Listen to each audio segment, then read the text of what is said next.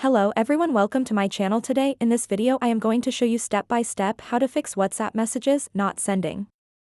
Before starting this video, please subscribe my channel.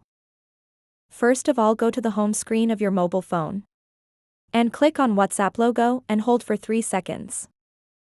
After that, click on this app info.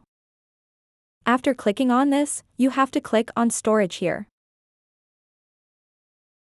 After that, click here on the right bottom, clear cache. After that, you have to go to your permissions and give all the permissions to WhatsApp. Now here you have to give all the permissions to your WhatsApp.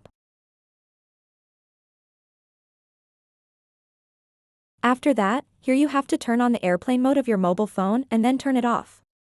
Once you turn on airplane mode, you have to turn it off. Now if we go to WhatsApp and send a message to someone, here you can see that our problem has been fixed. In this way you can fix WhatsApp messages not sending. Thanks for watching this video. Please subscribe my channel.